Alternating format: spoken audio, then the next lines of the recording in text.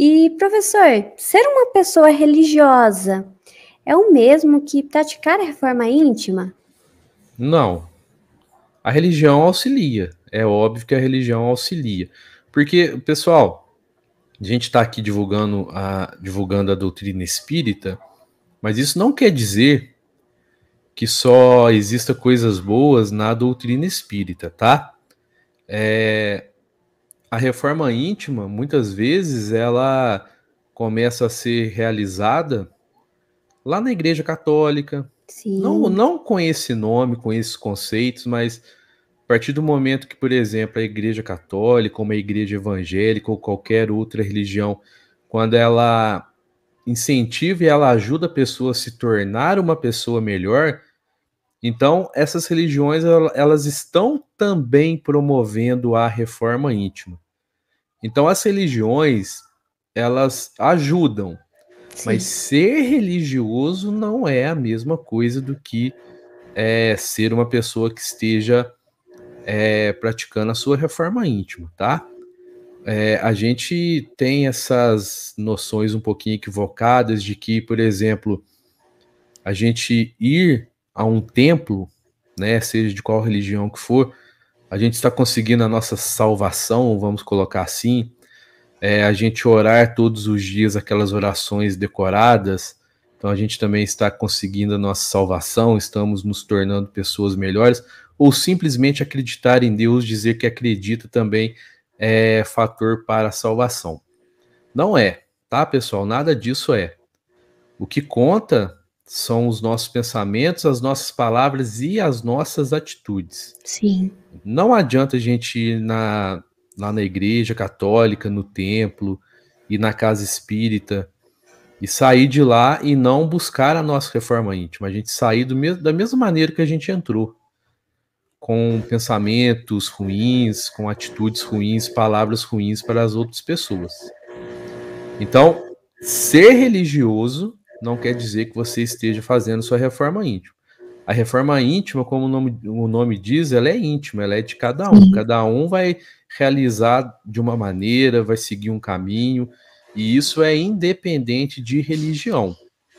A religião ela pode ajudar a incentivar isso, mas a sua reforma íntima é independente se você vai em uma igreja, se você vai na missa, no culto, na casa espírita. Reforma íntima ela é sua, ela é dentro de você, ela é na sua casa, ela é no seu dia a dia. Sim, é muito importante a gente pensar que a reforma íntima, como o senhor mesmo disse, é no nosso dia a dia, no nosso comportamento, nas nossas atitudes, porque às vezes é tão fácil a gente ficar num templo, naquele momento, em conexão, orando, mas o antes e o depois? Será que estamos mesmo praticando bem? Será que estamos vigiando nossos pensamentos, nosso comportamento?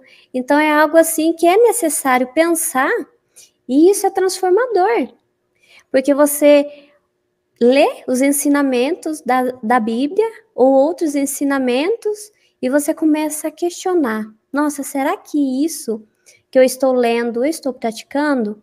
Será que eu preciso? O que eu preciso fazer? Vigiar meu comportamento? Orar e vigiar? Mas essa oração é repetitiva ou eu estou vivendo mesmo ela? Estou sentindo, eu tenho fé.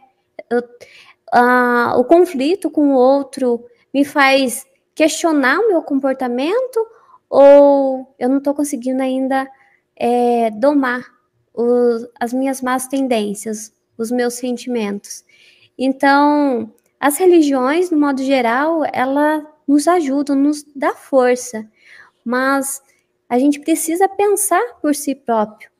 Temos que questionar que as coisas que fazemos nos templos, como ajudar o próximo ou fazer um ato de caridade, primeiramente a gente tem que fazer em nós.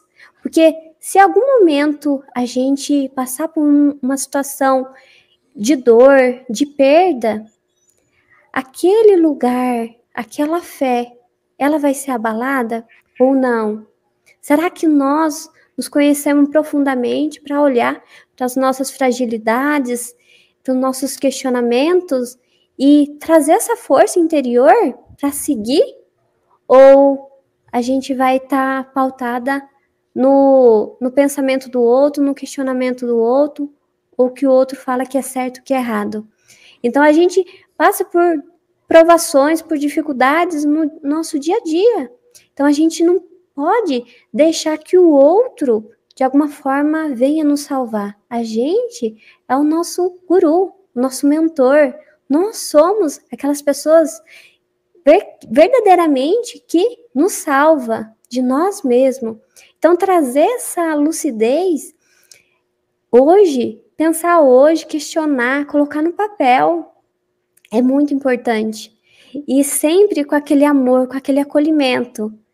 Eu tenho essas dificuldades, mas eu também tenho qualidades. O que eu quero deixar para trás como um aprendizado? Essas dificuldades. E agora, uma nova oportunidade. Então, é muito importante a gente não colocar nossas forças, a nossa fé numa pessoa que é ser humano igual a nós, que está sujeito ao erro, à dificuldade, porque tem emoções, tem sentimentos. Então, a gente olhar para a gente é muito importante, né, professor? Exatamente, você falou tudo. A gente precisa entender isso. Ninguém vai nos salvar de nós mesmos. A gente precisa abandonar essa ideia do Deus que começa a intervir em tudo. Sim. Eu fiz até um vídeo essa semana sobre futebol. Caramba, futebol e espiritismo? Sim, futebol e espiritismo. Né, aproveitar a Copa do Mundo aí. Vai ter mais um ainda. Mais um vídeo sobre futebol. A única vez na minha vida que eu acho que o Chico Xavier vacilou. Eu vou mostrar para o pessoal qual time ele torcia. Sim. Estou inconformado com isso até agora. Mas, enfim. Então, eu fiz um vídeo porque a gente vê, por exemplo, lá durante os jogos, vai ter uma cobrança de pênaltis. Então, tem ali o atacante e o goleiro. Aí, o atacante vai lá, né, pede para Deus ajudar e tal. E aí ele vai e bate o pênalti. E aí, ao mesmo tempo, o goleiro tá pedindo para Deus ajudar. E aí ele bate o pênalti, ele faz o gol, ele sai agradecendo a Deus, né? Deus ajudou ele a fazer o gol, mas não ajudou o goleiro. Gente, esse tipo de coisa então não existe, né? Esse Deus que ele começa a intervir nessas pequenas coisas.